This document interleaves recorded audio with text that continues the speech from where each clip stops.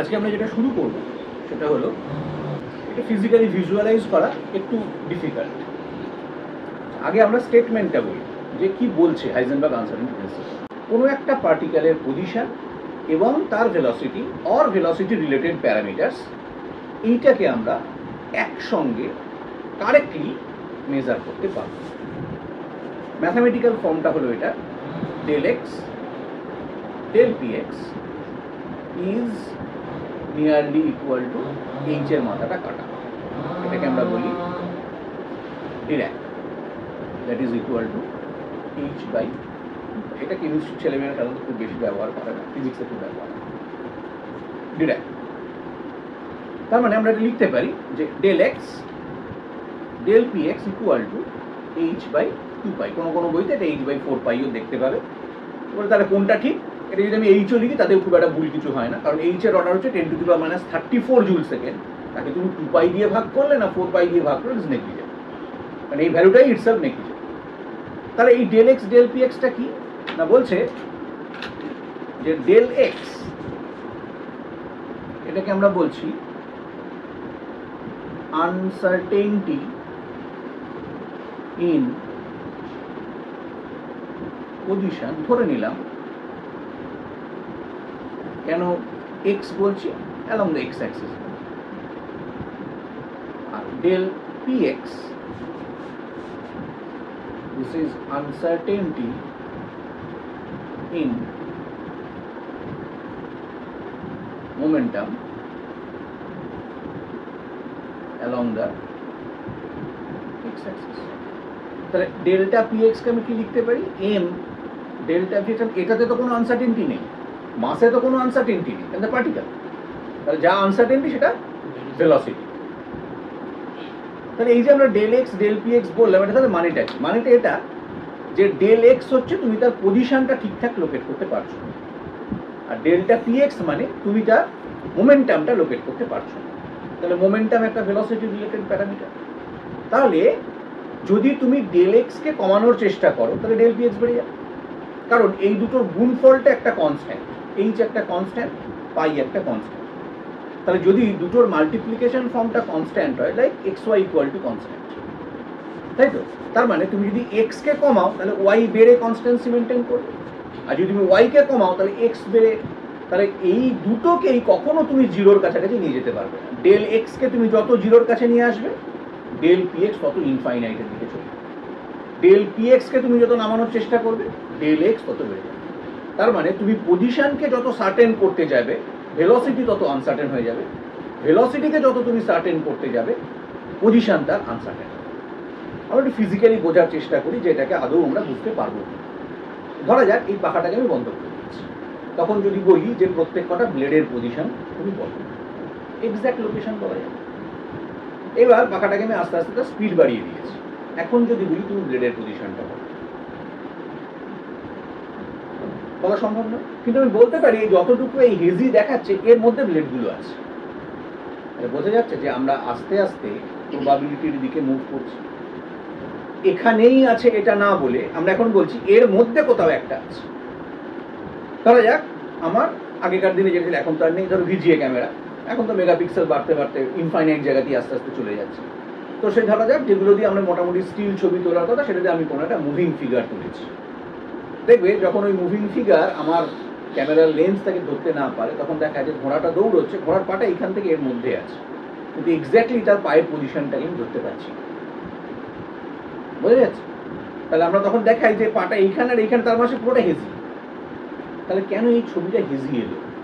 তার মানে লাইট তার এক্স্যাক্ট পজিশনকে লোকেট করতে পারেনি। তাই আমরা বলছি যে পাটা এই দুটোর মধ্যে কোনো একটা জায়গাতে আছে। কিন্তু এবার যদি আমি আস্তে আস্তে পিক্সেল বাড়াতে শুরু করি, তখন দেখবে, ধরো তুমি হ্যান্ডিক্যাম বা যেটা দিয়ে আমার খুব ভালো মুভি তুলতে পারি আমি, তখন কিন্তু তুমি এক্স্যাক্ট পায়ের পজিশনটা পেয়ে যাবে। ধরো ন্যাশনাল জিওগ্রাফিকে যখন দেখাচ্ছে তখন তো পরিষ্কার দেখা যাচ্ছে। তাহলে সেটা কি করে দেখা যাচ্ছে? যে তার অপটিক্যাল যে লিমিটেশন, সেই লিমিটেশনটাকে আমি ওভারকাম করে গেছি। অর্থাৎ ওই মুভমেন্টের জন্যে তার যা সময়, লাইট গিয়ে তার ছবিটা তার আগে নিয়ে চলে এসছে, তাই আমি এক্স্যাক্ট তার পায়ের পজিশনটা পাচ্ছি। তাহলে হাইজেনবার্গ আনসার্টেনিটি প্রিন্সিপাল এটাই বললো যে তুমি আনসার্টেনিটি মানে যে আমি এক্স্যাক্ট লোকেশন আর এক্স্যাক্ট ভেলোসিটি এইটাকে আমি সাইমালটেনিয়াসলি আইডেন্টিফাই করতে পারবো। তাহলে কি এর এই একটাই ফর্ম না এর অন্য ফর্মও হয়? তো বলছে যদি আমরা এরকম ভাবে ইকুয়েশনটাকে ভাবি যে ধরো ই এটা হচ্ছে এনার্জি, তাহলে নর্মালি যদি সে মুভিং পার্টিকেল হয় তাহলে E equal to half m v square বলতে পারি। তাহলে এইটাকে যেরকমভাবে আমরা আগে করেছিলাম m square v square by twice m বলা যায়, তাহলে equal to 1 by 2m v square বলতে পারি। সেটাকে যদি আমি ডিফারেন্সিয়েট করি লিখতে পারি dE equal to 1 by 2m 2p dp or DE equal to P by M dP লিখতে পারি। P by M মানে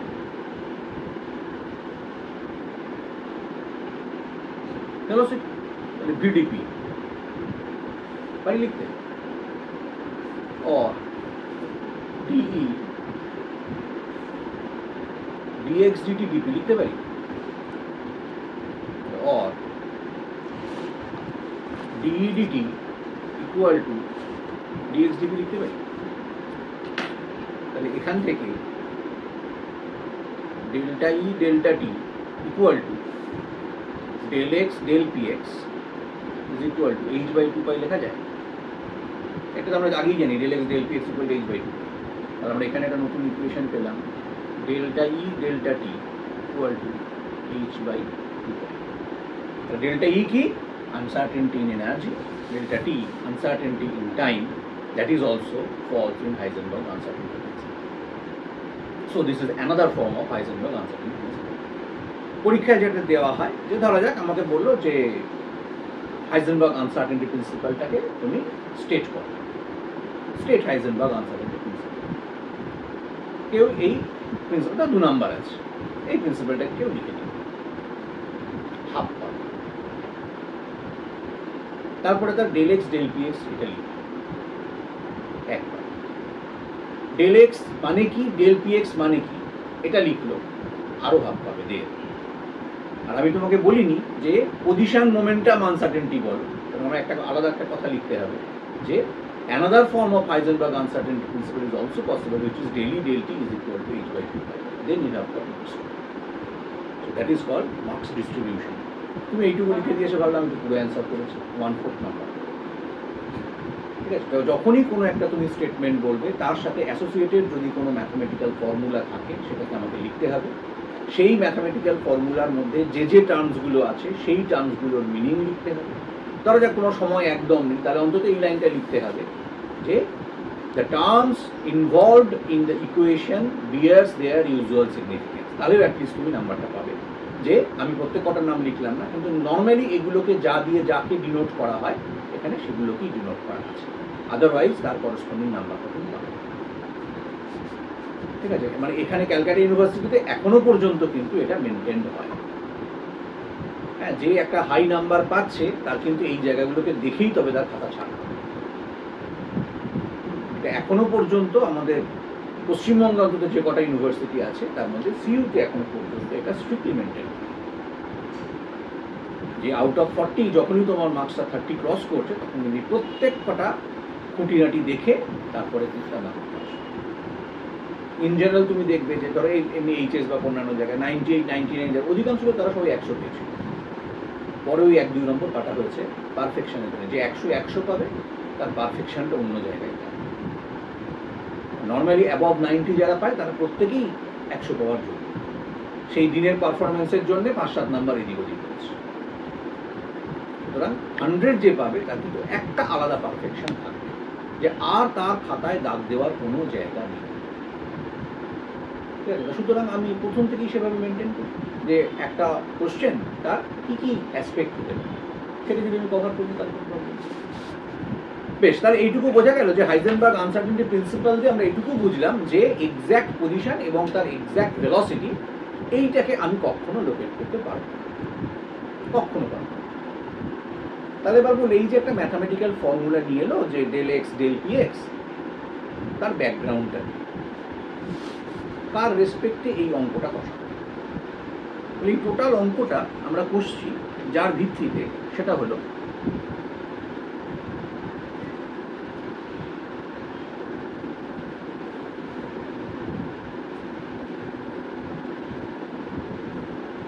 কম্পটন এক্সপেরিমেন্টের ভিত্তিতে পুরো ক্যালকুলেশন। কম্পটন এক্সপেরিমেন্টটা কি ছিল? ওটাতে আমরা ধরে নিয়েছিলাম যে একটা ইলেকট্রন স্ট্যাটিক পজিশনে আছে, একে আমি একটা এইচএসে পড়া হয়েছে তো কম্পটন এফেক্ট, ফিজিক্সে পড়া হয়েছে, এটাকে আমরা একটা ফোটন দিয়ে হিট করেছি। তাহলে এইটা স্ট্যাটিক কন্ডিশনে আছে, মানে ভি ইকুয়াল টু 0। যে ফোটনটা দিয়ে হিট করেছি তার এনার্জি এটা হচ্ছে এইচ নিউ। তাহলে এইটার করসপন্ডিং ওয়েভ লেংথ কি হবে? P equal to h by lambda. তাহলে এইটা কি ইকুয়াল টু লিখতে পারি h c by nu. C by nu মানে তো 1 বাই ল্যামডা। এইবার যখনই এখানে ধাক্কা মারলো, তাহলে এটা তো স্ট্যাটিক ছিল, তাহলে যখনই এর একটা কলিশন হলো, তাহলে এটা কি ইলাস্টিক কলিশন, একটা স্ট্যাটিক কন্ডিশনে আছে।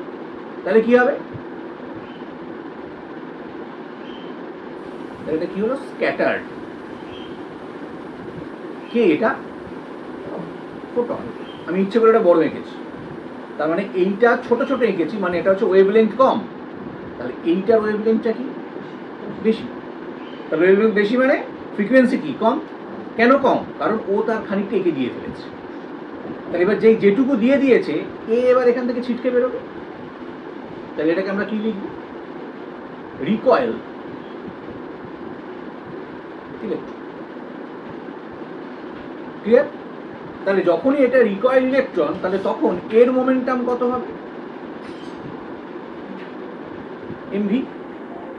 এর এনার্জি কত হবে? পিসি। এটা আমরা রিলেটিভিস্টিক মেকানিক্স দিয়ে ক্যালকুলেট করেছিলাম। তাহলে এবার যদি আমি এই ফোটনটাকে খুঁজে পেতে চাই, তাহলে এইখানে আমার মাইক্রোস্কোপটা বসাতে হবে। কিন্তু বলছে এটা তো এইরকম ভাবেও যেতে পারে। কোন দিকে যাবে বলা তো মুশকিল। এদিকেও স্ক্যাটার্ড হতে পারে, এদিকেও স্ক্যাটার্ড হতে পারে। আমাদের কনভেনশন এদিকেই হচ্ছে, কিন্তু এদিকে হবে না, তার কি মানে আছে? তাহলে এই এতটা জায়গা জুড়ে আসলে তোমার মাইক্রোস্কোপের অরিফিসটা আছে, মানে তুমি যেটা দিয়ে দেখছো। তার মানে এখানে গেলেও মাইক্রোস্কোপটাকে ধরতে পারবে, এখানে গেলেও মাইক্রোস্কোপ ধরতে পারবে। কিন্তু যদি এর বাইরে যায় বা এর বাইরে যায়, পারবে মাইক্রোস্কোপ ধরতে? যেদিকেই যাক, ধরো এইটুকুর বাইরে যদি সে রিফ্লেকশন হয়, তাহলে তোমার মাইক্রোস্কোপটাকে ধরতে পারবে। কিন্তু যদি এইটুকুর মধ্যে থাকে, সে এইটা দিয়েই যাচ্ছে না এইটা দিয়েই যাচ্ছে, এটা ধরার কোনো স্কোপ আছে? যে আমি এই দিকটা দিয়ে তাকে দেখতে পাচ্ছি নাকি এই দিকটা দিয়ে দেখতে পাচ্ছি? এইটুকুর মধ্যে হলেই তুমি তাকে দেখতে পাবে। তার মানে আলটিমেটলি এই গল্পটাই ডেল এক্স না, এটাই তো তোমার আনসার্টেনটি পজিশনে। তার মানে দেখো এখানে কিন্তু একটা আমার শঙ্কু তৈরি হয়েছে। কোন? যদি এই ইলেকট্রনটায় কোনো রকমভাবে এ তার এনার্জি না দিত, তাহলে এই পাত দিয়ে বেরিয়ে যাবে। তাহলে যদি তাই হয়, তার মানে এইখানে আমার একটা তাহলে ডিফ্লেকশন হয়েছে, সে ইট ইজ আলফা, এইটা সে বিটা। তাহলে বিটার ডিফ্লেকশনটা কার? ইলেকট্রনের। আলফার ডিফ্লেকশনটা কার? ফোটনের। আর এটা তাহলে কি বলবো? এটাকে আমরা বলবো সেমি ভার্টিক্যাল অ্যাঙ্গেল, বাংলা এটাকে বলে অর্ধশীরক কোণ। অর্থাৎ একটা শঙ্কু, তার যে শীর্ষ কোণ যেটা, তার half. So say that is sine. ধরো আমরা এইটা এরকম করে নিলাম, এটা একটা এ, এটা হচ্ছে ও, এটা হচ্ছে বি। তার মানে এ ও বি এর মধ্যে থাকলেই আমি দেখতে পাবো, এর বাইরে থাকলেও দেখতে পাবো না, এর বাইরে থাকলেও দেখতে পাবো। কিন্তু এর মধ্যে থাকলে কোনখান দিয়ে সে গেল, এটাকে আমি লোকেট করতে পারবো না। তাহলে আমি তার ডেল এক্সটাকে কমাতে পারি কি করে? ভালো করে খেয়াল করে দেখো, ইপসাইলন ভ্যালুটাকে যদি আমি কমাতে পারি, তাহলে যদি ইপসাইলনটাকে তুমি কমাও, তাহলে এখন ছবিটা কি হবে?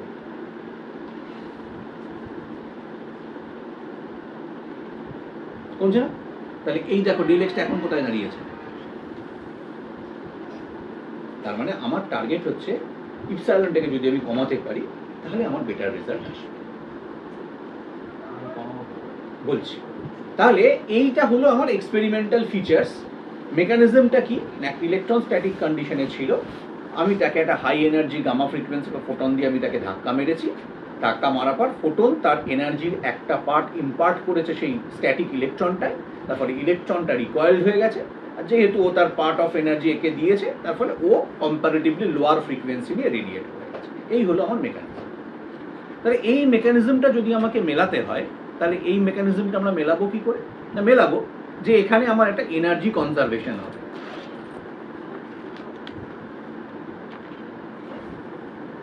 কিসে? না, ডিউ টু দিস কলিশন। তার কলিশনটা কিরকম? Elastic collision. তাহলে এনার্জি কনজারভেশন কি হবে? কত ছিল তোমার প্রথমে এনার্জি? H new. পরে কত হয়েছে? H nu dash. ইলেকট্রনটা কিভাবে বেরিয়েছে? Half MP square. H nu ছিল টোটাল এনার্জি ফোটনের, তার থেকে কম এইচ নিউ ড্যাশ এদিকে বেরিয়ে গেছে, আর ইলেকট্রনটার kinetic energy half MV square, যেটা প্রথমে ভি ইকুয়াল টু 0 ছিল। তাহলে এখন ভি একটা non zero quantity. Momentum conservation হবে।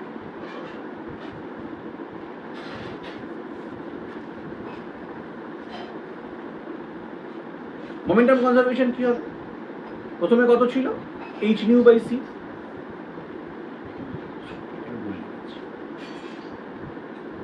H nu by C.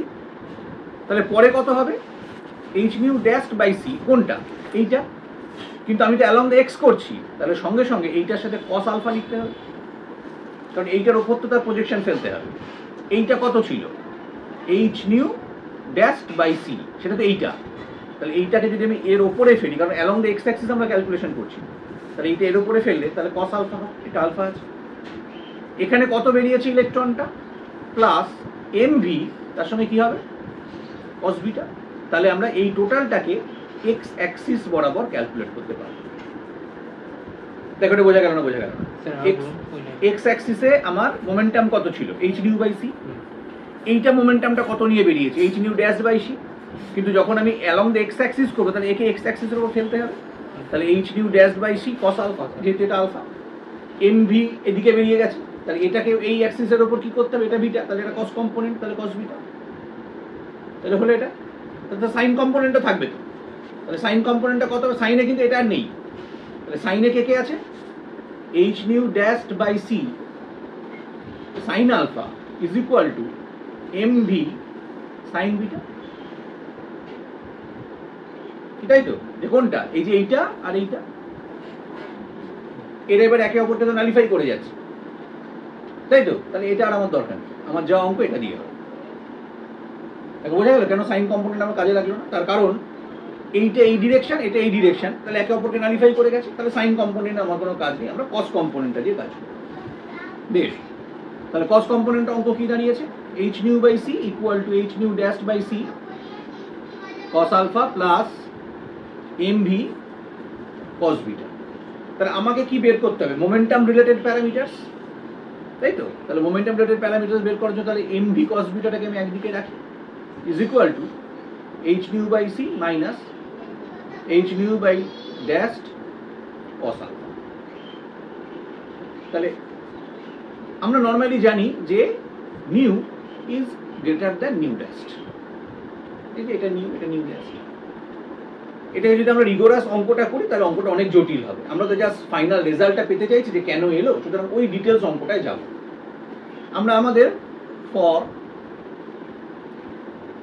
Approximation আমরা ধরে নিলাম nu is close to nu dash. যদি করি তাহলে কি দাঁড়াবে? H nu by c equal to 1 minus cos alpha. আচ্ছা, আলফার কত ভেরিয়েশন হতে পারে বলো তো এই ছবিটা থেকে? হ্যাঁ বলো না, ইপসাইলন ধরে এদিকেও তো আসতে পারে। 90 মাইনাস আলফা, আর আলফা নয়, এপসাইলন। তাহলে আর কি ভ্যারি কত থেকে করতে পারে?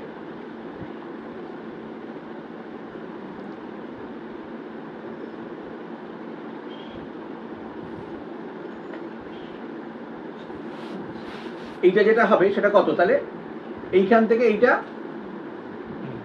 90, তাহলে 90 minus epsilon or 90 plus epsilon, এদিকেও তো ইপসাইলন। তাহলে এর মধ্যে তার ভেরিয়েশন হবে। তাহলে যদি হয় তাহলে আমি একটা কি লিখতে পারি, mv cos beta is equal to h mu by c 1 minus cos 90 plus epsilon mv cos beta h mu by c 1 minus cos 90 minus epsilon। তাহলে এইটা ইকুয়াল টু কত হবে? h mu by c 1 plus sin epsilon h mu by c 1 minus sin epsilon। তাহলে delta px is equal to h mu by c 1 plus sin epsilon minus h mu by c 1 minus sin epsilon is equal to কত হবে? h mu by c 1 plus sin epsilon minus 1 plus sin epsilon is equal to কত হবে? এই plus 1 minus 1 out হয়ে গেছে। তাহলে 2 h nu sin epsilon by c is equal to আমরা লিখতে পারি 2 h sin epsilon by lambda। এইটা সমান সমান আমার ডেল্টা px।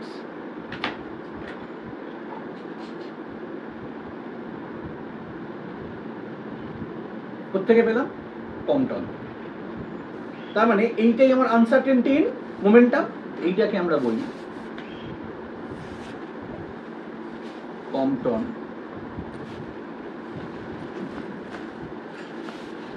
লিমিটেশন। এখান থেকে তুমি ডেল এক্স কিছু পাবে। ডেল এক্স যেটা থেকে পাবে সেটাকে আমরা বলবো অপটিক্যাল লিমিটেশন। তো অঙ্ক করলে এটা পাওয়া যাবে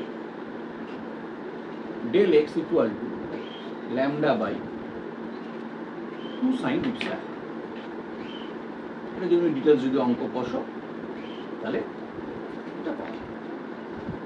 তাহলে এখন আমি এখানে যেটা লিখেছিলাম সেটা কি? একটা থিওরিটিক্যাল ডেটা। এটা আমি পাচ্ছি কোত্থেকে? এক্সপেরিমেন্টাল। সুতরাং এইটা হলো আমার experimental evidence of Heisenberg uncertainty principle। তাহলে এইবারে যদি আমি del x del P x করি দেখি কি হয়। তাহলে del x del P x, তাহলে ডেল এক্স কত বেরিয়েছে আমার? Lambda by 2 sine epsilon multiplied by del P x কত বেরিয়েছে? 2h sign epsilon by lambda করলে কত হচ্ছে?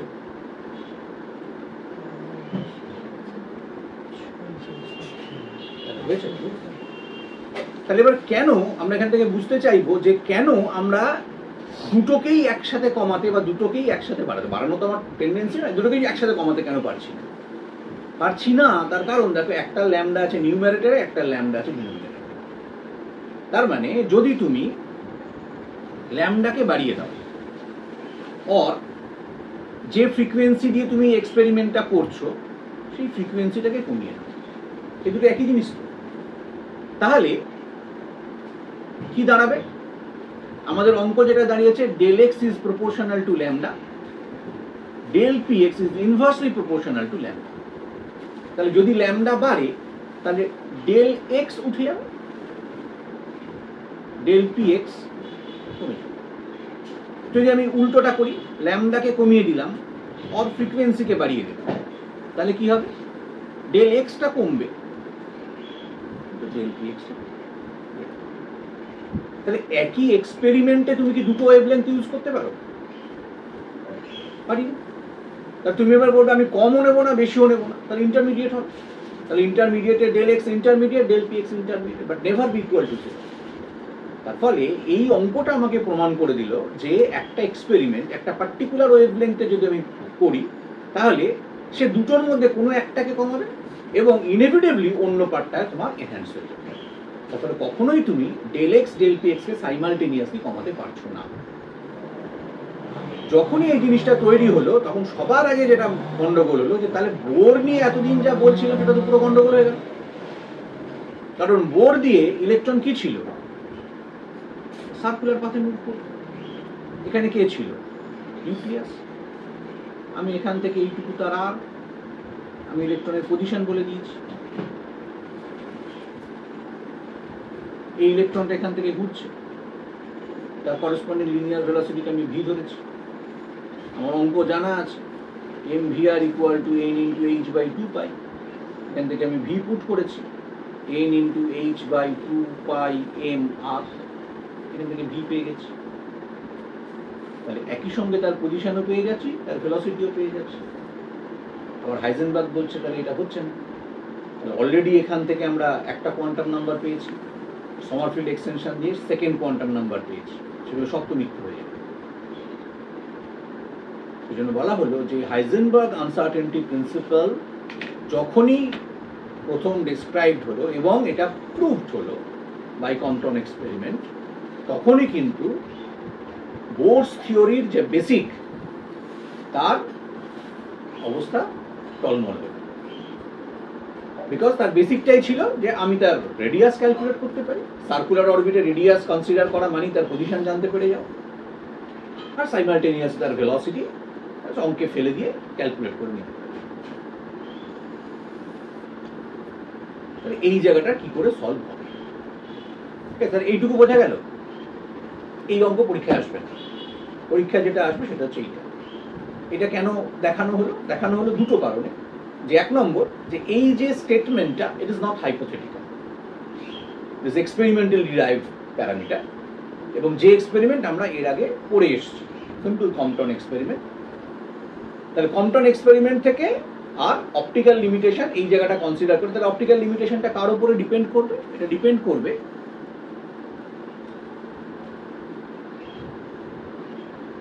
resolving power of the microscope. এই যে কম্পটন এক্সপেরিমেন্টের একটা পার্ট নয়, কম্পটন এক্সপেরিমেন্টটাই। কম্পটন এক্সপেরিমেন্ট থেকে আমি যা যা অ্যানালিসিস পেয়েছি সেইটাকে কনসিডার করে এই ইকুয়েশনে আমরা এসেছি। ঠিক আছে? আচ্ছা, এইচএস লেভেলে মাইক্রোস্কোপ ইউজ করা হয়েছে। মাইক্রোস্কোপের মাথাটা খোলা যায়, যেটাকে অরিফিস বলে, তার গায়ে কিছু লেখা থাকে। কি লেখা থাকে? মাথার, হ্যাঁ বলো। 10x লেখা থাকে। 10x লেখা থাকে মিন্স মানে কি? 10x মানে কি? 10x আর নিচেরটা 10x 100x হয়ে যাবে। হ্যাঁ, তার মানে আলটিমেটলি ওইটাই তোমার রিজলভিং পাওয়ার, যে এই যন্ত্রটা দিয়ে তুমি 10 টাইমসের বেশি বড় করে দেখতে পারবে। তাহলে এবার উপরটাই যদি আমি 100x করে নিই তাহলে কি হবে? আরো কমেন্টলি দেখতে পাবো। এখানে একটা জিনিস জিজ্ঞেস করি, ইলেকট্রন মাইক্রোস্কোপ দিয়ে ইলেকট্রন দেখা যায় না? দেখা যায়। ইলেকট্রন মাইক্রোস্কোপ বলে দেখা যায় না, তাহলে ইলেকট্রন মাইক্রোস্কোপ কেন বলে? কি থাকে বলে? তাহলে ইলেকট্রন তাহলে ওখানে কি করে?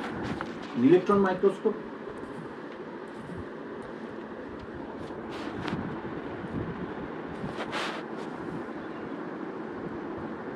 উত্তরটা হলো ইলেকট্রন মাইক্রোস্কোপ দিয়ে কোনোদিন ইলেকট্রন দেখা যায় না। আমি যখনই কোনো একটা কিছু দেখবো তখনই আমাকে একটা কি দিতে হবে? কারো সাহায্য নিয়ে আমাকে দেখতে হবে।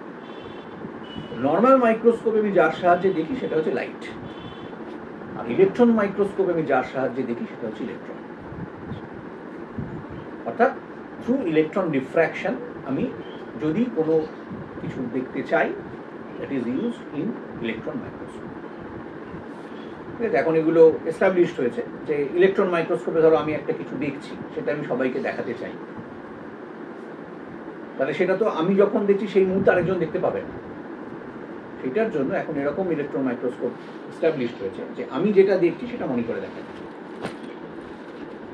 তার ফলে আমি মাইক্রোস্কোপে চোখ লাগিয়ে কোনো একটা জিনিসকে যদি বোঝাতে চাই, সেটা লার্জ মনিটরে পুরোটাই রিফ্লেক্টেড হবে, সেখান থেকে পুরোটা দেখা যাবে। তাহলে এইটা আমরা বুঝতে পারলাম যে তাহলে এইটার ইমপ্লিকেশনসটা কতটা, যে বোরস থিওরি যেটার উপর আমাদের মোটামুটি মডার্ন অ্যাটমিক স্ট্রাকচার দাঁড়িয়ে আছে, তার বেসটাকে পুরো নড়বড়ে করে দিচ্ছে।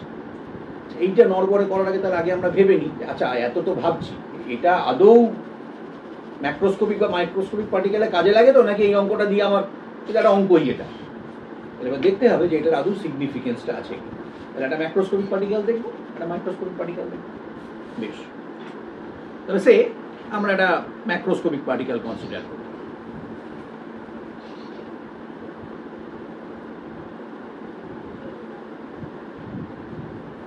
Say mass equal to 1 gram, so that is 10 to the power minus 3 kg. তার del x খুব কম, রাফলি ধরো 1 angstrom equal to 10 to the power minus 10 metre. তাহলে আমি ভেলোসিটি আনসার্টেনটি বের করব। ফর্মুলা কি?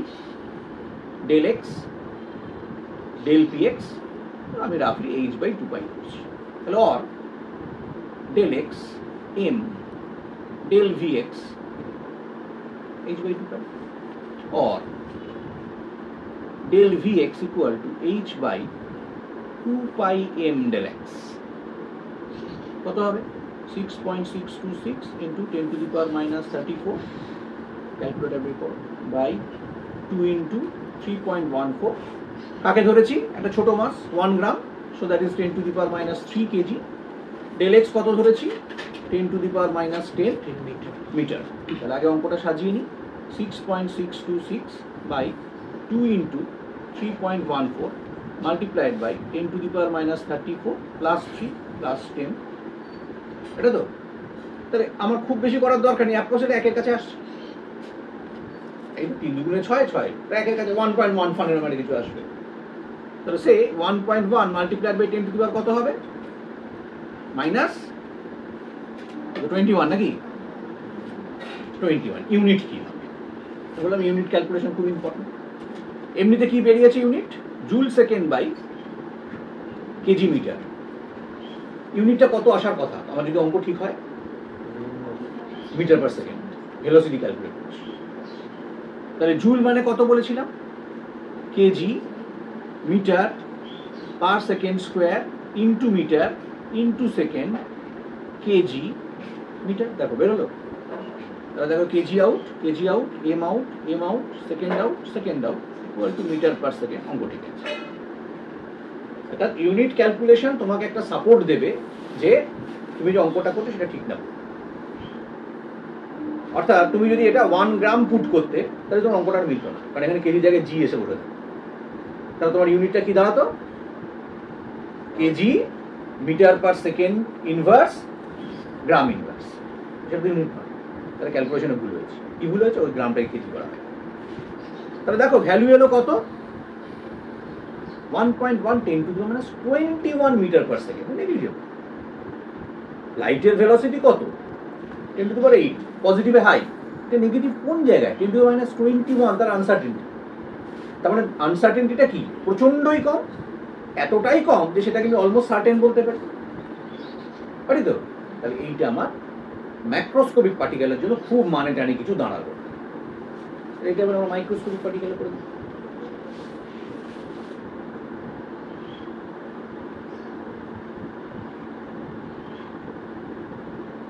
মাইক্রোস্কোপিক পার্টিকেল মানে ইলেকট্রন। অঙ্ক একই হবে। del Vx is equal to h by 2 pi m del x। h কত? 6.626 into 10 to the power minus 34 joule second by 2 into 3.14 multiplied by 9.1 into 10 to the power minus 31 kg del x. তাহলে এখন তুমি কি calculate করেছো? একটা atom. তাহলে অ্যাটমকে আর angstrom রেঞ্জে ভাবলে হবে না, কারণ অ্যাটমের রেসপেক্টে অ্যাংস্ট্রম অনেক বেশি, কারণ অ্যাটম নিজেই অ্যাংস্ট্রম ডায়ামিটারে বা ডাইমেনশনে সে কাজ করে। তাহলে আমাকে অ্যাটলিস্ট পিকোমিটারে যেতে হবে। তাহলে পিকোমিটার যদি যাই তাহলে কত? 10⁻⁻12 মিটার। তাহলে অ্যাপ্রক্স কত হবে? 6.626 divided by 2 into 3.14 multiplied by 9.1 10⁻⁻34 plus 31 plus 12 unit আগে যা ক্যালকুলেট করেছি মিটার পার সেকেন্ড। তাহলে এটা কত কত হচ্ছে আগে বলো?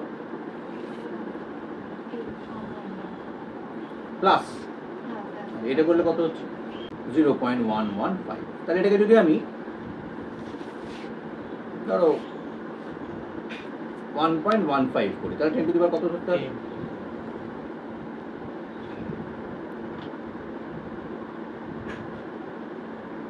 কত হবে?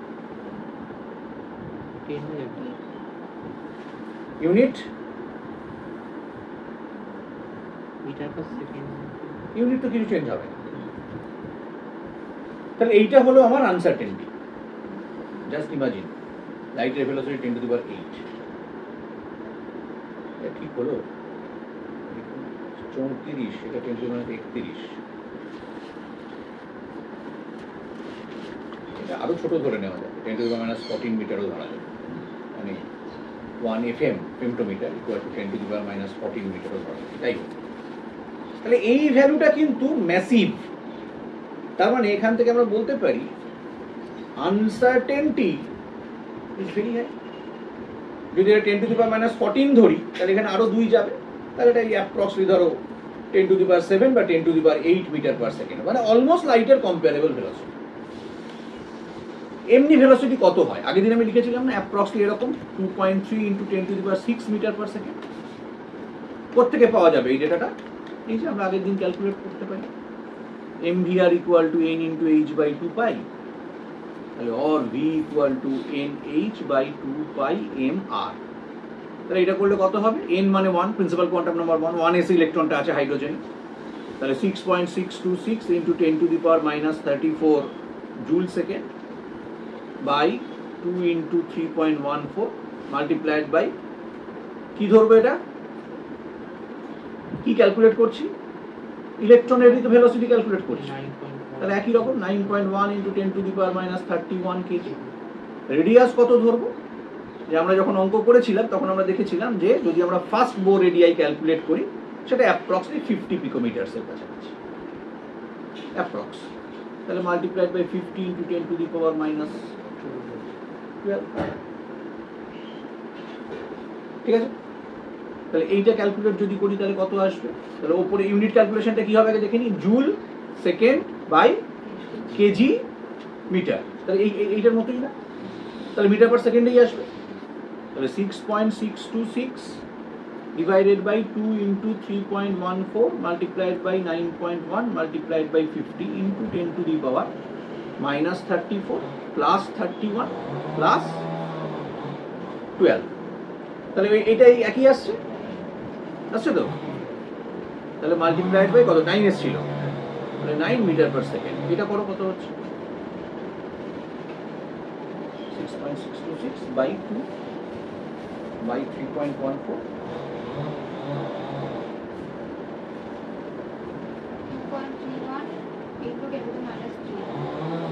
10⁻3।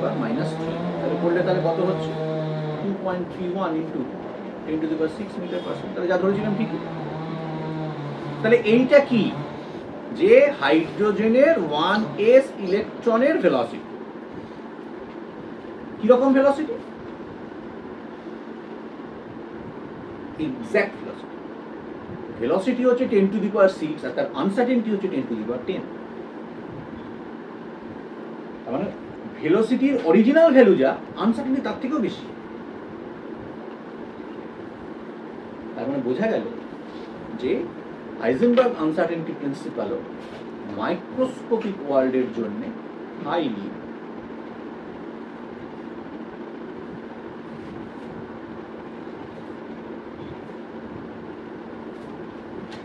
এবং বোরস এক্সপেরিমেন্টের যা কনক্লুশন সেটাকে কমপ্লিটলি ডিফার করছে। তাহলে এখন আমাকে তাহলে বুঝতে হবে instead of exact velocity we may consider a probable region where the electron may reside. So, this is the concept of orbital. বোঝা গেল যে কেন আমাকে অরবিটালের কনসেপ্টে আসতে হবে, যে আমি তার এক্সাক্ট ভেলোসিটি ক্যালকুলেট করতে পারবো না, তার মানে এক্সাক্ট পজিশনও গন্ডগোল। তাই আমাকে ইলেকট্রনটা এইখানেই আছে এইটা না বলে ইলেকট্রনটা এইখান থেকে এখানের মধ্যে আছে এইটা বলাটা বেটার। তার ফলে যখনই তুমি বলছো যে এখান থেকে এখানের মধ্যে আছে তখনই আমরা একটা প্রবাবিলিটি ধরে নিচ্ছি। তাহলে এই প্রবাবিলিটি অ্যাসপেক্টে আমরা এই প্রথম আসতে পারলাম, যেটা এর আগে কখনো আসেনি। যতক্ষণ না তুমি প্রবাবিলিটিতে আসবে ততক্ষণ পর্যন্ত অরবিটাল ডেফিনেশন কি ছিল, যে একটা নিউক্লিয়াসের চারিদিকে একটা ইলেকট্রনকে খুঁজে পাওয়ার সর্বোচ্চ যে সম্ভাবনা সেইটা হচ্ছে তার প্রবাবিলিটি, সেইটাতে আমরা অ্যাচিভ করতে পারতাম। তার মানে বোরস থিওরির বেসিক যেটা ছিল সেটা কি দিয়ে, আলাদা করে কোয়ান্টাম পড়িনি কিন্তু তখন। সেই জন্য দেখবে যে আমরা যা যা মেথড আগে করেছি সবগুলোকে আমরা বলি ভেক্টর মডেল, সব ভেক্টর মডেল। এই ফোর্স এদিকে, এই ফোর্স এদিকে, এইটা তার ব্যালেন্স হচ্ছে, এই কনসিডার করে আমরা অঙ্কগুলো করছি। অর্থাৎ বোরস থিওরি কিন্তু directly not involve in quantum mechanics, কারণ কোয়ান্টাম মেকানিক্স করা মানেই আমাকে বুঝে নিতে হবে যে কতগুলো কোয়ান্টাম মেকানিক্যাল রেস্ট্রিকশনকে আনতে হবে, এবং তার পাশাপাশি কি করতে হবে, হাইজেনবার্গ আনসার্টেনটি প্রিন্সিপাল এবং de Broglie wave particle duality, এই দুটোকে কনসিডার করতে হবে। যখনই তুমি এই দুটোকে কনসিডার করবে তখনই তুমি দেখবে যে বোরের থিওরিতে দুটোর একটাও কনসিডার করা হয়। বোরের থিওরিতে ইলেকট্রনকে শুধু পার্টিকেল হিসেবে ট্রিট করা হচ্ছে, তাই শুধু মাস করা আছে। ঠিক একই রকম ভাবে বোরস থিওরিতে এক্সাক্ট লোকেশনের কথা বলা আছে, এক্সাক্ট ভেলোসিটির কথা বলা আছে। হাইজেনবার্গ আনসার্টেনটি বলে যে এটা কোনোদিন আমি করতে পারি না, একটাকে যত প্রিসাইজ আমি করতে যাব অন্যটা তত বন্ধ। ক্লিয়ার?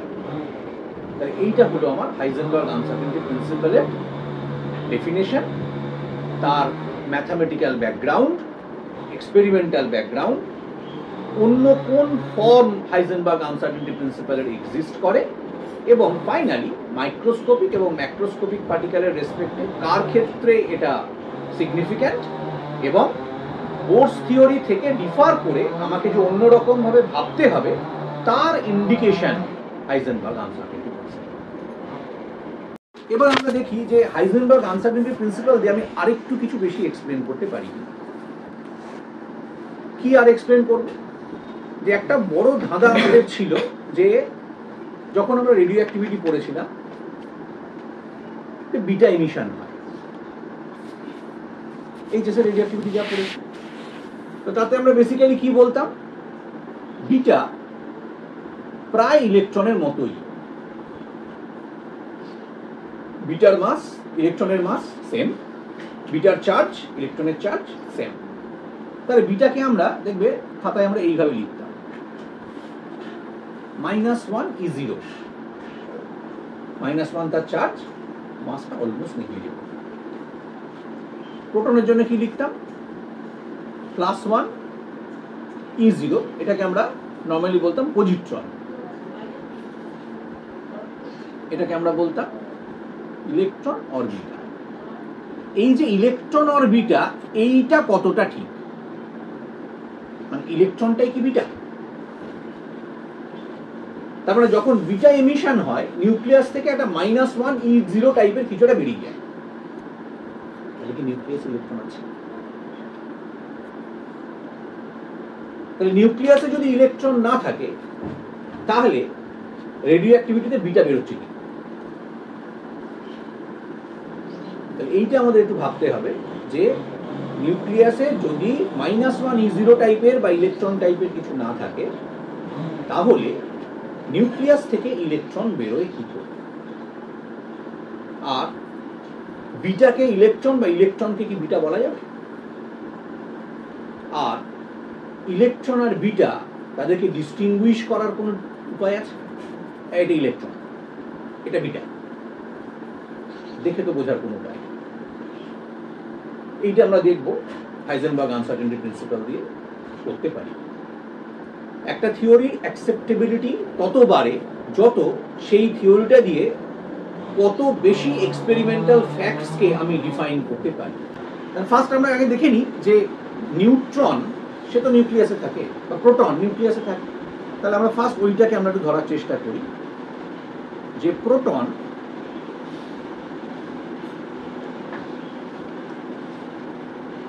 Nuclear constituent. প্রোটন কি নিউক্লিয়াসে থাকতে পারে? তাহলে এখানে আমাকে ডেল এক্স কত ধরতে হবে? 10⁻⁻14 মিটার, কারণ নিউক্লিয়ার ডাইমেনশন 10⁻14। তাহলে এইটা আমার ডেল এক্স। মাস কত একটা প্রোটনের?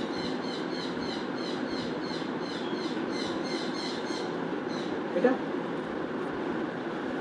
এটাই তো 1.67 10⁻27 কেজি। তাহলে কি বের করব? Del x del P x h/2 pi. তাহলে delta p x is equal to h/2 pi del x. কত হবে? 6.626 into 10⁻⁻34 joule second by 2 into 3.14 কত? 10⁻⁻14 m মিটার। তাহলে আমি ইউনিটটা ক্যালকুলেশন করে নিই, জুল সেকেন্ড বাই মিটার। তাহলে জুল মানে কত? Kg metre per second square into metre into second into metre. তাহলে করলে কত আসছে? Kg metre per second. ঠিকই তো আসে, মোমেন্টাম মানে মাসের ইউনিট মাল্টিপ্লাই বাই ভেলোসিটি। তাহলে অঙ্ক ঠিক আছে। ইজ ইকুয়াল টু কত হবে? ওই 1.1 into 10⁻⁻20 kg metre per second. এটা হলো delta p x. Delta p x দিয়ে তো কিছু হবে না, এনার্জি বের করতে হবে। তাহলে কার জন্য বের করছি? প্রোটন। তাহলে এনার্জি ই ইকুয়াল টু কি বেরোবে? না, p²/2m, কারণ রিলেটিভিস্টিক মেকানিজম ইলেকট্রনের জন্য অ্যাপ্লিকেবল, প্রোটনের জন্য না, কারণ প্রোটন অনেক ভারী। একটা ইলেকট্রনের থেকে দেখো প্রায় 1000, ওটা 31 ছিল, এটা 27। তার অতটা ভারী হয়ে গেলে তার কিন্তু অতটা মাস রেডিয়েশন হবে না। তাহলে প্রোটনের জন্য রিলেটিভিস্টিক মেকানিক্স না, ইলেকট্রন হালকা বলে ইলেকট্রনের জন্য। তাহলে এটা বেসিক্যালি কি? ½ mv²। সেটা সমান p²/2m লিখতে পারি, পারি তো? তাহলে ইজ ইকুয়াল টু, তাহলে কত হবে? p² কত বেরিয়েছে? 1.1 ইন্টু 10⁻⁻20 তার square, kg square metre square second to the power -2 মিটে গেল। তলায় 2 ইন্টু 1.67 ইন্টু 10⁻⁻27 কেজি। তাহলে করলে কত আসছে? 1.1 into 1.1 divided by 2 into 1.67 multiplied by 10⁻⁻40 plus 27। একটা কেজি কেজি কেটে গেল, তাহলে কত পড়ে রইল? Kg metre per second square into metre. তাহলে কি বেসিক্যালি এটা জুল। তাহলে কত আসছে দেখো? 0.362 মাল্টিপ্লাইড বাই 10⁻⁻ কত এলো? 13 জুল। তাহলে এইটা সমান সমান আমি লিখতে পারি 0.362 into 10⁻⁻13 divided by 1.602 into 10⁻⁻19 eV. এই যে ইলেকট্রনের চার্জ। তাহলে করলে কত হচ্ছে করো।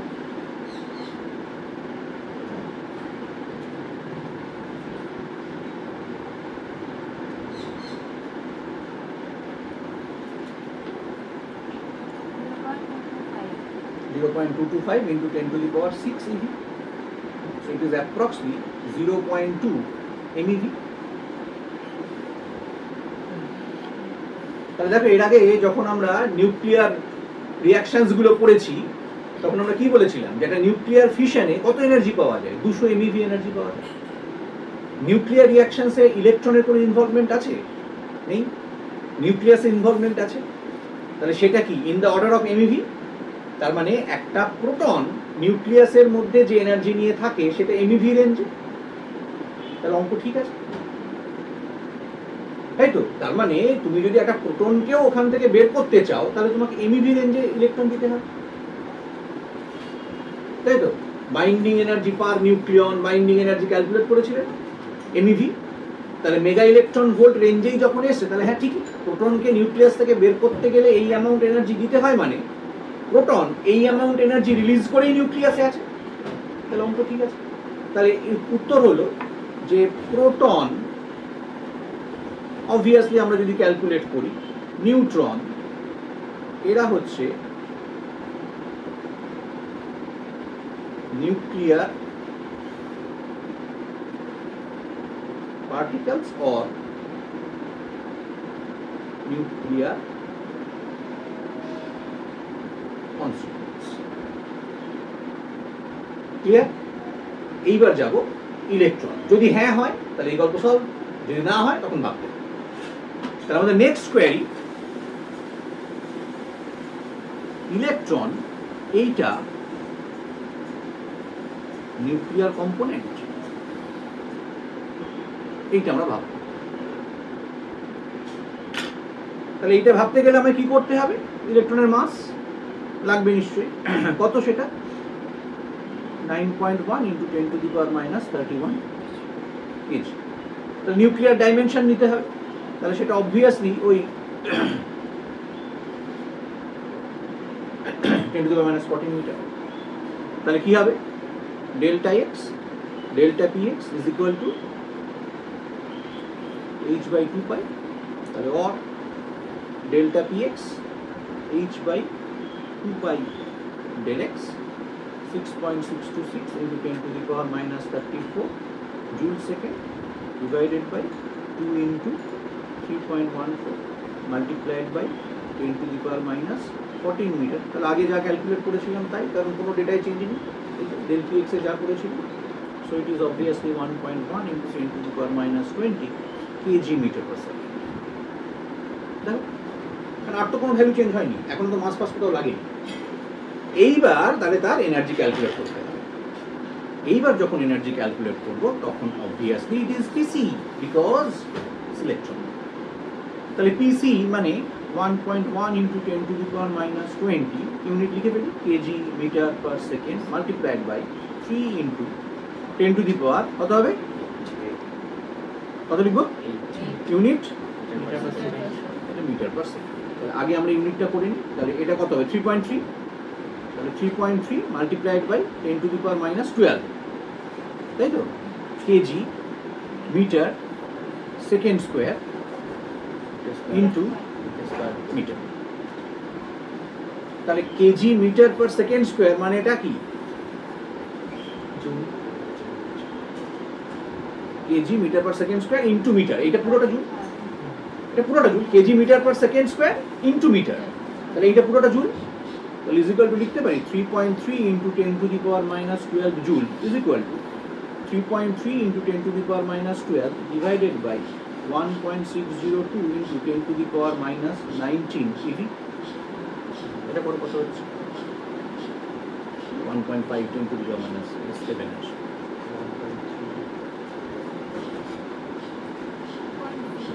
কত? 2.05 into 10 to the power plus 7 eV। তাহলে আমরা এটা করে নিই, 20.5 into 10 to the power 6 eV।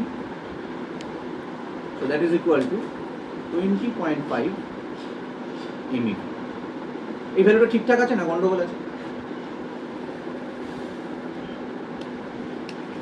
মানে এটাই কিন্তু আসল কাজ, যে অঙ্কটা করে ফেলাটা কাজের কথা কিছু না, অঙ্কটা সবাই করতে পারে।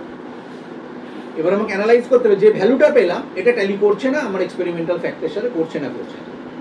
ভালো করে খেয়াল করে দেখো। হ্যাঁ বলো। পয়েন্ট টু এমইভি না, ওইটা নয়, মানে ইলেকট্রনের এই এনার্জি হতে পারে না, হতে পারে না, তবে তুমি বলবো যে আমার অঙ্কটা ঠিক আছে না ঠিক। ভালো করে খেয়াল করে দেখো, যখন হাইড্রোজেনের জন্য তুমি এইচএস লেভেলে আয়নাইজেশন এনার্জি ক্যালকুলেট করেছিলে, তার ভ্যালুটা আসতো 13.6 ইভি। তার মানে একটা ইলেকট্রনকে বের করতে গেলে ইভি রেঞ্জে এনার্জি লাগে। এখানে তোমার বেরিয়েছে কি 10⁶ EV. So it is absurd.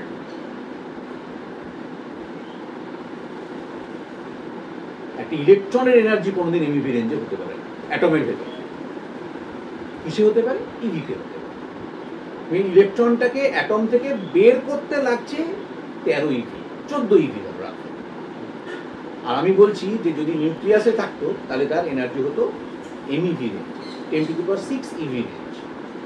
তাহলে কোনোদিন ইলেকট্রনের এমইভি রেঞ্জে এনার্জি হওয়া পসিবল নয়। তার মানে এখান থেকে তাহলে ঘুরিয়ে বলতে পারি, তাহলে যেটা ধরে আমি অঙ্কটা করলাম যে ইলেকট্রন একটা নিউক্লিয়ার কম্পোনেন্ট, সেটা ভুল। তাহলে এখান থেকে কনক্লুড করতে পারি যে ইলেকট্রন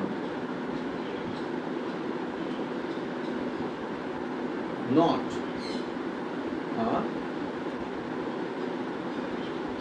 নিউক্লিয়ার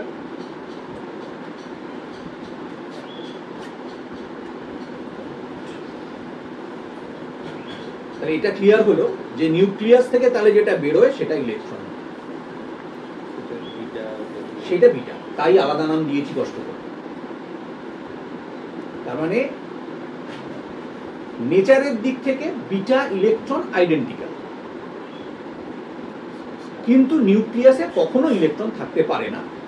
কারণ যদি নিউক্লিয়াসে ইলেকট্রন থাকতো তাহলে অ্যাটলিস্ট ইলেকট্রনকে বের করতে গেলে আমাকে এমইভি রেঞ্জে এনার্জি দিতে হতো, যেখানে তার থেকে অনেক অনেক অনেক অনেক অনেক কম রেঞ্জে ইভিতেই আমি ইলেকট্রনকে অ্যাটম থেকে বের করে দিতে পারছি। দেখো যে কারণে আমরা কি করতে পারি না, একটা অ্যাটম থেকে প্রোটন বের করে দিতে পারি না। ছোটবেলায় মিডাসের গল্প পড়েছিলে? হ্যাঁ, মিডাস ছিলেন প্রচন্ড স্বর্ণলোভী, গোল্ড হাংরি। ঠিক আছে, সে বলেছিল যে আমি যা কিছু টাচ করবো যেন গোল্ড হয়ে যায়। হ্যাঁ, লাস্টকালে মেয়েকে যখন ধরলো তখন মেয়েও শোনা হয়ে গেল। তাহলে এই যে এটা কি, এটা হচ্ছে আমাদের ভেতরের একটা গ্রিড, লোভ। যে কারণ যে পরশ পাথর বলে যে গল্পটা ছিল, যে আমি একটা ম্যাজিক্যাল কোনো স্টোন থাকবে, সেটাতে আমি যা শুনবো সেটা শুনবো, এবং যদি এটা সত্যি হয়ে যেত তাহলে সোনাটার এই দাম হতো। কারণ কোনো জিনিসের দাম তখনই বাড়বে যখন তার লংজিভিটি খুব বেশি। এই পেনের দামটা অত হবে না, কারণ এই পেনটা অতদিন টেকসই হবে। এই লোহার গ্রিলটার অত দাম হবে না, কারণ ওটা অ্যাটমসফিয়ারে নষ্ট হয়ে যাবে। গোল্ড প্ল্যাটিনামের দামটা বেশি, কারণ এগুলো নোবেল মেটালস, অ্যাটমসফিয়ার দিয়ে নষ্ট হওয়ার কোনো স্কোপ নেই। এবং এদের লংজিভিটির থেকেও বড় কথা যে পৃথিবীতে এদের পরিমাণটাও খুব বেশি নয়। অন্য কোনো কিছু থেকে আমি এটা বানাতে পারছি না। সত্যি কি অন্য কোনো কিছু থেকে বানানো সম্ভব? ধর আমি লোহাকে সোনা করতে চাই, কি করবো? লোহার নিউক্লিয়াসে কটা প্রোটন আছে? 26টা প্রোটন আছে। গোল্ডে কটা আছে? 79টা আছে। বাকি প্রোটন কটা ঠেসে দিতে হবে না। 26টা প্রোটনকে যদি আমি 79টা প্রোটনে কনভার্ট করে দিতে পারি তাহলে এখন কিন্তু আমরা সত্যিই পারি, সত্যিই পারি। কিন্তু যদি সত্যিই পারতাম তাহলে কেন এত দাম? বিকজ এই রিয়াকশন করার জন্য যা খরচ সেটা নর্মাল গোল্ডের মাচ মাচ মাচ হায়ার। আমরা স্মল স্কেলে কিন্তু এখনো সত্যিই সম্ভব। কপার থেকে গোল্ড বানাতে পারি, সিলভার থেকে গোল্ড বানাতে পারি, আয়রন থেকে গোল্ড বানাতে পারি through nuclear reactions, particle projectile interaction. যদি আমরা এই মেকানিজমটা না শিখতাম তাহলে 92 নম্বরটাই লাস্ট এলিমেন্ট হতো। 92 থেকে এখন 118 পর্যন্ত কিছু হতো, সব কটা নিউক্লিয়ার রিয়াকশনস করে হয়েছে। তাহলে 92 থেকে 118 মানে নিউক্লিয়ার অ্যাটমিক নাম্বার তো বাড়াতে পারি। তাহলে যদি এইটা বাড়াতে পারি তাহলে 26টা 79 করতে পারি। পারি, নিউক্লিয়ার রিয়াকশনস করে করে পারি। মাল্টিপল স্টেপস লাগবে, তার ফলে আমার খরচটা অনেক বেশি। তাই আমাকে ন্যাচারাল গোল্ডের উপরই ডিপেন্ড করতে হচ্ছে, বাট অ্যাকাডেমিক্যালি আমি কিন্তু I can convert any element to any other through this nuclear reactions. তাহলে এই নিউক্লিয়ার রিয়াকশন যখন আমরা বুঝতে চাইবো, তাহলে তখন আমাকে প্রোটন আর ইলেকট্রন, এই নিউট্রনের কথা বলতে, তাহলে এখানে ইলেকট্রনটা এলো কোথা থেকে? এটা আমি বলছি যে তাহলে ইলেকট্রন আর বিটাকে কি ডিস্টিংগুইশ করা যাবে? যাবে। শুধু বলতে হবে যে পার্টিকেলটার কথা বলছো বাবা তার এনার্জি কত। যদি ইভি রেঞ্জে হয় তাহলে সেটা ইলেকট্রন, যদি ইভি রেঞ্জে হয় তাহলে সেটা বিটা। তার মানে একটা পার্টিকেল যখন বাইরে বেরিয়ে এসে পড়ে থাকবে, তখন তাকে দেখে আমার পক্ষে বলা সম্ভব নয় যে সেটা ইলেকট্রন না সেটা beta, because this two are fundamentally identical. কিন্তু আমি যদি পার্টিকেলটাকে আইডেন্টিফাই করতে চাই, তাহলে আমাকে বের করে আনতে হবে যে তাকে বের করতে যদি ইভি রেঞ্জে এনার্জি লাগে তাহলে সেটা ইলেকট্রন, আর তাকে যদি বের করতে আমার এমইভি রেঞ্জে এনার্জি লাগে তাহলে সেটা বিটা। তাহলে বিটাটা বেসিক্যালি n/p রেশিও মেনটেন করার জন্যে একটা কম্পোনেন্ট, যে কম্পোনেন্টটা n/p রেশিও n/p এর একটা ফিক্সড স্টেবল ভ্যালু আছে। 1.5 এর পরে বড় হয়ে পড়বে, ওগুলো সব ফেক, ঠিক না। একটা ফিক্সড ভ্যালু আছে, তার থেকে কম হলেও আনস্টেবল, তার থেকে বেশি হলেও আনস্টেবল। তাহলে যদি কম হয়, ধরো n/p যা হওয়ার কথা তার থেকে কম, তাহলে তোমায় কি করতে হবে? তাকে বাড়াতে হবে। তাহলে সেইটা যদি তুমি বাড়াতে চাও, তাহলে নিশ্চয়ই এই নিউট্রনটা যদি আমি প্রোটন থেকে বানিয়ে নিতে পারি, তাহলে নিউট্রনটা বেড়ে যাবে, প্রোটনটা কমে যাবে, তাহলে n/p বেড়ে যাবে। তাহলে এইটা কি করে হবে? 1h1 0n1 এ কনভার্ট করতে গেলে নিশ্চয়ই এইটার সঙ্গে তোমাকে +1e0 দিতে হবে, তবে দুটো যোগ করলে মিলছে। তাহলে এটা কি? পজিট্রন, পজিটিভ চার্জ আছে।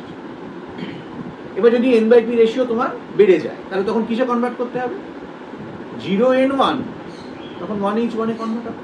তাহলে নিউট্রনটা কমে যাবে, প্রোটন বেড়ে যাবে, তাহলে n/p রেশিও উপরে ছিল, কমে আসবে। তাহলে এইটা করতে গেলে, মেলাতে গেলে কি করতে হবে? দেখো যোগ করলে মিলছে। তাহলে এইটা কি? So that is the origin of beta. Beta is not at all an electron. বোঝা গেল? তাহলে দেখো, that is the beauty of Heisenberg uncertainty principle. By using this simple principle, now I can explain why neutron or proton can be considered as a nuclear particle. Why? Well, electron is considered to be extra nuclear particle. Nucleus এ নেই, সেটার জন্য আমরা তাহলে ইলেকট্রনকে বলবো। তোমার সময় হয়ে গেছে? এক্সট্রা নিউক্লিয়ার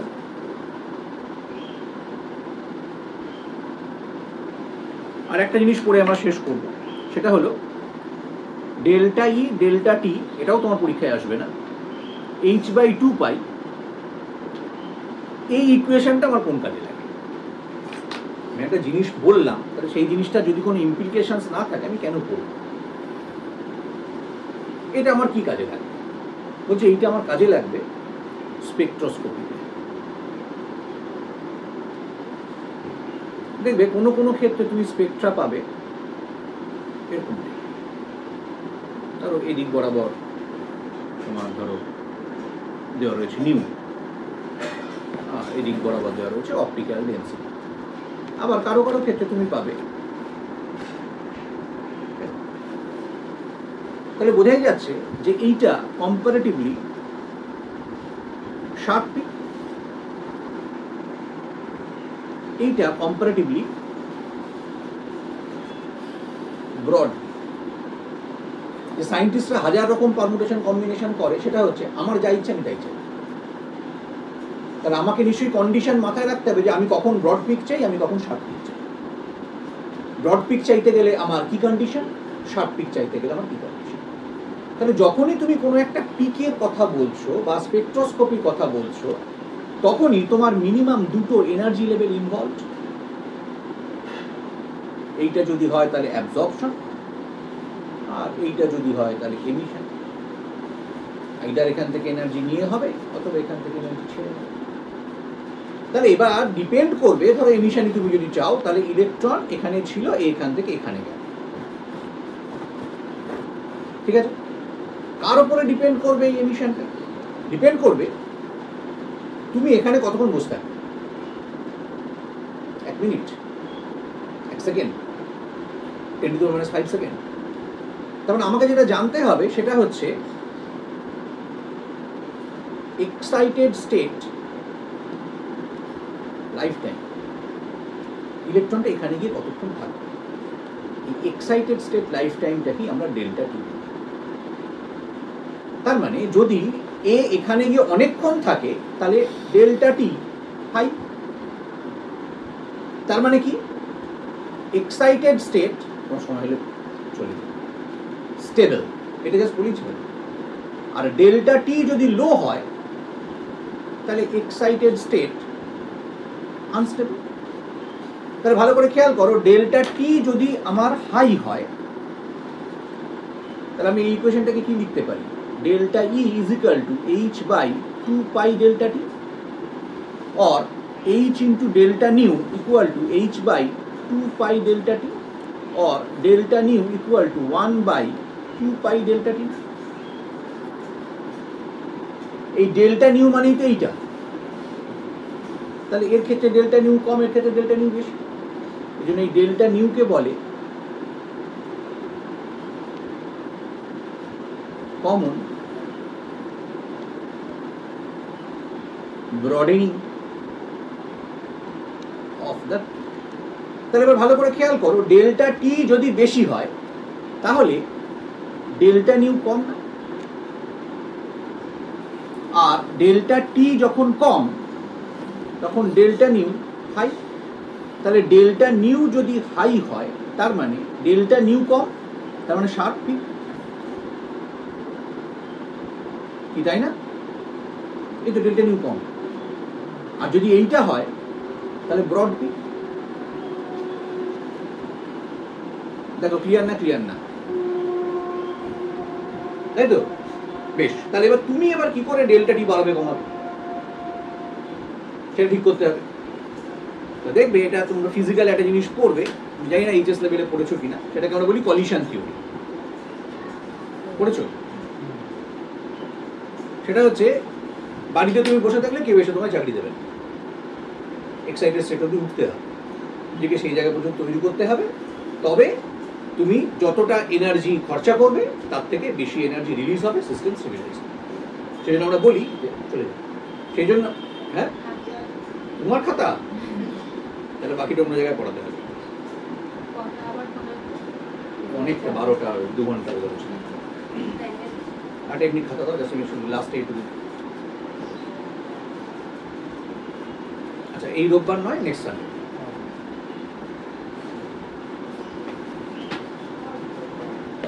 এই যে আমরা বললাম যে ধরো তুমি যখন মলিকিউলগুলো নিয়ে রিয়্যাক্ট করাচ্ছ, হ্যাঁ, তখন পুরোটাই কি প্রোডাক্টে কনভার্ট হচ্ছে? এটা আমাকে জানতে হবে যে 100% প্রোডাক্ট কনভার্সন কি হচ্ছে পৃথিবীতে কোনোদিন সম্ভব, কারণ এটা বোলজম্যান ইকুয়েশন দিয়ে মেনটেন। এখানে আমরা একটা ইকুয়েশন লিখি, nt equal to n0 into e to the power minus e by t। তার মানে বোঝাই যাচ্ছে যে always nt is less than n0। e to the power minus মানে এক্সপোনেনশিয়ালি ডিকেইং। তাহলে কেন এই ঘটনাটা ঘটছে? এটাকে কেন এই ঘটনাটা ঘটছে? বলছে যে কতটা প্রোডাক্ট হবে সেটা ডিপেন্ড করবে এফেক্টিভ কলিশনের উপর। অর্থাৎ প্রত্যেকটা পার্টিকেল এরকম ধাক্কা খাচ্ছে এর সাথে তার সাথে, সব কটা কলিশন এফেক্টিভ নয়। যেগুলো এফেক্টিভ কলিশন তারাই কেবলমাত্র প্রোডাক্ট ফর্মেশন করছে, ঠিক আছে? তোমার গুটিগুলো এক জায়গায় রয়েছে, ক্যারামে তুমি স্ট্রাইক করবে, অনেকগুলো মুভ করবে, কিন্তু যেটা ওই ডিরেকশনে যাচ্ছে সেটা কিন্তু পকেটে পড়বে, বাকিগুলো পড়বে। মুভ তো অনেকেই করছে। তার মানে সব কটা কলিশন এফেক্টিভ নয়।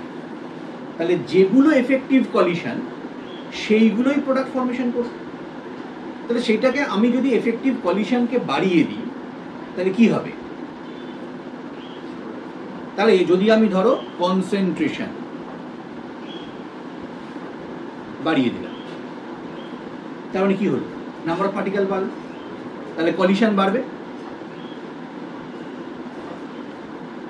তাহলে কলিশন যত বাড়বে এফেক্টিভ কলিশন কি হবে?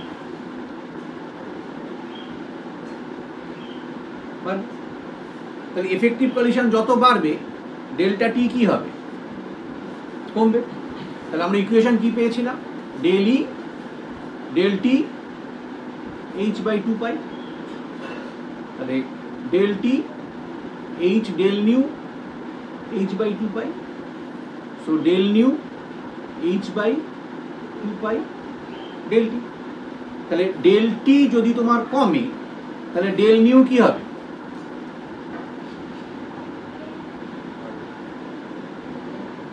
ডেল টি কমছে, তাহলে ডেল নিউ বাড়বে।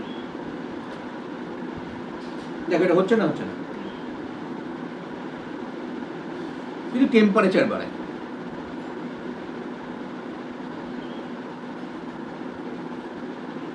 তাহলে টেম্পারেচার বাড়লে কি বাড়ে? কাইনেটিক এনার্জি বাড়লে কি বাড়ে? কলিশন বাড়লে কি বাড়বে?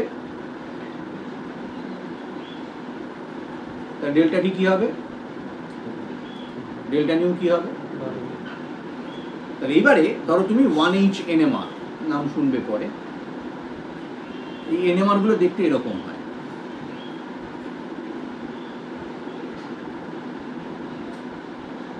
So these are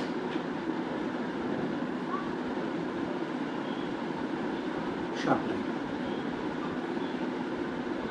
তাহলে NMR এ ওই জন্য আমরা সব সময় very dilute solution and low temperature is maintained. তাহলে ডাইলিউট সলিউশন যদি করে দাও, টেম্পারেচারটাকে যদি তুমি কমিয়ে দাও, তাহলে ফাইনালি ডেল্টা টি বাড়ে না? এই দুটো কিন্তু উল্টো করে দিচ্ছি। এই যে এই এফেক্টটা আর এই এফেক্টটা, এখানে দুটোই বাড়ার এফেক্ট ছিল, তার জন্য তোমার ডেল্টা টি কমেছিল। এই দুটোকেই আমি কমিয়ে দিয়েছি, তাহলে কি হয়েছে? ডেল্টা টি বেড়ে গেছে। তাহলে ডেল্টা টি যত বাড়বে তত কি হবে? ডেল্টা নিউ কমবে। ডেল্টা নিউ কমা মানে তুমি কি পাবে?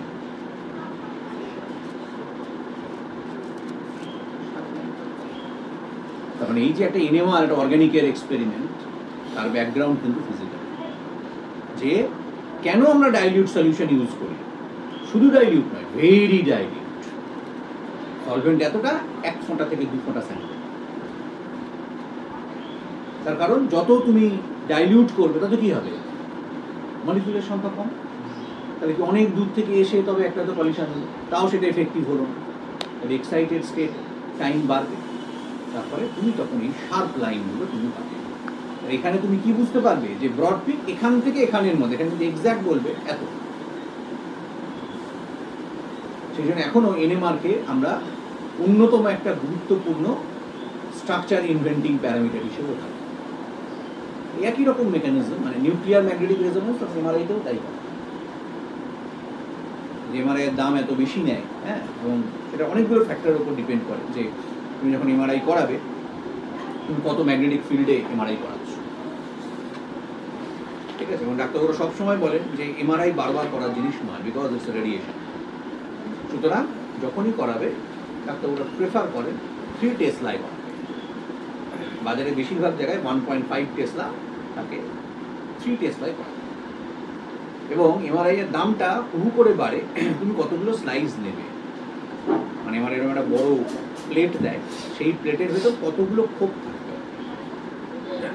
ঠিক আছে, এটা মোটামুটি শুরু হয় হচ্ছে 32টা থেকে। 32 স্লাইস নেবে, 64 স্লাইস নেবে, নাকি 128 স্লাইস নেবে, তারও যত বেশি স্লাইস নেবে ও তত ফ্র্যাগমেন্ট করে ছবিগুলোকে দেবে, তত ছোট ছোট জায়গার লোকেশনগুলোকে তুমি আইডেন্টিফাই করতে পারবে। তার ফলে ইনভেস্ট একবার করাই ভালো। ঠিক আছে, যদি ডাক্তারবাবুরা এটুকু চান যে জাস্ট ব্রডলি কিছু আছে কিনা এটা দেখতে চাই, তাহলে ডাক্তারবাবুরা এমআরআই দেবেন, সিটি স্ক্যান অনেক কম খরচ, মোটামুটি 2 থেকে 2,500 টাকার মধ্যে সিটি স্ক্যান। এবার যদি দেখা যায় যে না সিটি স্ক্যানে ধরা পড়লো একটা গন্ডগোল আছে, তাহলে কি করতে হবে? এক্স্যাক্ট লোকেশন, ব্রেনের সিটি হয়েছে, সিটি হয়ে দেখা যাচ্ছে যে হ্যাঁ একটা স্ট্রোকের এক্সাম্পল আছে, তাহলে তখন কোথায় এক্স্যাক্টলি স্ট্রোকটা হয়েছে, কতটা নার্ভ তাতে ক্ষতিগ্রস্ত হয়েছে সেটা সিটি স্ক্যানে পাওয়া যাবে, সেটা আমাকে এমআরআই করতে হবে। এইবার সেটা ডিপেন্ড করবে, এটা খুব মাইল্ড, তার জন্য আমার এফেক্ট খুব একটা কিছু হচ্ছে না, 32 স্লাইস 64 স্লাইস ঠিক আছে, কিন্তু এইটার জন্যে সে মাথা তুলে দাঁড়াতে পারছে না, তার ব্যালেন্স নষ্ট হয়ে গেছে, সে কিছু মনে করতে পারছে না, 128 স্লাইস কতটা খারাপ হচ্ছে। যত বেশি স্লাইস হবে তত ফ্র্যাগমেন্টেশনটা ক্লিয়ার হবে, তত ছবিটা পরিষ্কার। আর ধরো তুমি একই এমআরআই করছো, 32 স্লাইস 6,000 টাকা, 128 স্লাইস 14,000 টাকা। That's the difference. সুতরাং ওটা ডাক্তারবাবুরা বলেই দেন যে কত স্লাইসে আপনি এটা করাবেন। ঠিক আছে, তাহলে এই যে মানে মেকানিজম যেটা এনএমআর এর মেকানিজমই কাজে লাগে। এই যে এনএমআর যখন আমরা কাজ করি স্যাম্পল ঠান্ডা করে করতে হবে এবং মেশিনটা লিকুইড নাইট্রোজেন টেম্পারেচারে চলে। এবং এনএমআর এমন একটা ইনস্ট্রুমেন্ট যেটা ছাড়া আমি দুদণ্ড কাজ করতে পারবো, কারণ একটা কম্পাউন্ড যেটা বানিয়েছি সেটা আদৌ হলো কিনা সেটার জন্য আমাকে সঙ্গে সঙ্গে এনএমআর। তাও তো আমাদের এখানে ইউনিভার্সিটিগুলোর অবস্থা রীতিমতো খারাপ, তুমি আজকে দিলে মোটামুটি কালকে বা পরশু পাবে। এটাই তুমি ব্যাঙ্গালোর আইআইএসসি, কানপুর আইআইটি, পুরনো আইআইটি যেগুলো আছে, উইদিন 10 মিনিটস তোমাকে, উইদিন 10 মিনিটস 24 আওয়ার্স মেশিন হবে। এখানে 4:30 আজকে আর হবে না, কালকে এসো। এইগুলো না হলে আমি পরের স্টেপে মুভি করতে পারবো না, কারণ এইটা যদি মোটামুটি হয় তবে এবার আমাকে পিউরিফিকেশনে যেতে হবে। আমি যে কম্পাউন্ডটা বানিয়েছি তা সেটা যদি 100% পিওর না হয়, অন্য কম্পাউন্ড যদি মিশে থাকে, তাহলে পরের স্টেপে যাবো কি করে? এটা তো পারবো না। পিউরিটির জন্য একটা ম্যাসিভ খরচ হয়। তুমি যে নুনটা খাচ্ছ সেই নুনটা কত দাম? 1 কেজি দাম 60 টাকা। এটাই তুমি যখন বড় রিসার্চের জন্য সোডিয়াম ক্লোরাইড কিনবে তখন তার দাম 250 গ্রামের দাম পড়বে 3,500 টাকা, বিকজ ও এনশিওর করছে এতে Na+Cl- ছাড়া আর কিছু নেই। তোমার সল্টে কিন্তু ম্যাগনেসিয়াম 2+ পাওয়া যায়, তোমার সল্টে কিন্তু SO4 মাইনাস পাওয়া যায়। তাহলে যদি আমার পয়সা থাকে তাহলে আমার ওই নুনটা খাওয়াই ভালো, পিওর নুন খাবো, শরীর খারাপ করে যাবে, এই নুনটাই খেতে হবে। তার কারণ সোডিয়াম ক্লোরাইডের পাশাপাশি ম্যাগনেসিয়াম 2+ এইটা তোমাকে স্টেবিলিটি দেবে to some extent. ATP to ADP কনভার্সনের জন্য ম্যাগনেসিয়াম 2+ আয়নটা লাগে, যেটা আমি এমনি বাজারের কম দামি নুনেই পেয়ে যাচ্ছি, কারণ আলাদা করে ম্যাগনেসিয়ামের আলাদা সোর্স নেই। এর সোর্স হচ্ছে আইদার ড্রিঙ্কিং ওয়াটার অথবা সল্ট, কমন সল্ট। সেই জন্য দেখবে যে আজ থেকে 5-6 বছর আগের মিনারেল ওয়াটারের বোতল যদি থাকে, তার গায়ের লেখাগুলো যদি থাকে, এখনকার মিনারেল বোতলের ওয়াটারের গায়ে যে লেখা থাকে, দেখবে তার চেঞ্জেস কতটা হচ্ছে। আগে লোকে মনে করতো H+ আর OH- ছাড়া যদি অন্য কোনো আয়ন না থাকে তাহলে সেটাই পিওর ওয়াটার, H+ ছাড়া আর কোনো ক্যাটায়ন নেই, OH- ছাড়া আর কোনো আয়ন নেই। সেজন্য সেখানে লেখা থাকতো আরও ওজোনালাইজড এবং আর কি পিওর। এখন কিন্তু লেখা থাকে অ্যাডেড মিনারেলস। তার কারণ খাবার জল ছাড়া কিছু আয়ন তুমি আর পাবেই না। দীর্ঘদিন ধরে তুমি যদি H+ OH- ওলা জল খাও তাহলে তোমার ক্যালসিয়াম 2+ আয়ন ডেফিসিয়েন্সি হবে, আয়রন ডেফিসিয়েন্সি হবে, নাইট্রেট ডেফিসিয়েন্সি হবে, নাইট্রাইট ডেফিসিয়েন্সি হবে, ammonium deficiency. Because all these are very, very essential ingredients of water, which is very, very essential for the body, যেটা আমি নর্মাল খাবার জল। সেই জন্য দেখবে ডাক্তারবাবুরা সবসময় বলেন যে খুব শরীর খারাপ করেছে একটু ফুটানো জল খাও, ফুটানো জল খাওয়াটা অভ্যেস করে ফেলো। ফুটানো জল খাওয়া, আরোর জল খাওয়া যদি একবার অভ্যেস হয়ে যায় তাহলে তোমার ইমিউনিটি পাওয়ার কমে যাবে। প্লেন জল খাবে, তার কারণ তুমি যখনই জল ফুটাচ্ছ ক্যালসিয়ামটা কার্বনেটে বেরিয়ে চলে যাচ্ছে, যেটাকে আমরা বলি তোমার টেম্পোরারি হার্ডনেস। তলায় সাদা যেটা পড়ে তো ক্যালসিয়াম, ক্যালসিয়াম ডেফিসিয়েন্সি। ক্যালসিয়াম এমনিতেই মানুষের কম থাকে, তাহলে যেটা আমি এমনি খাবার জল থেকে খাইলে ক্যালসিয়াম পাচ্ছি সেই ক্যালসিয়াম পাওয়া যাচ্ছে।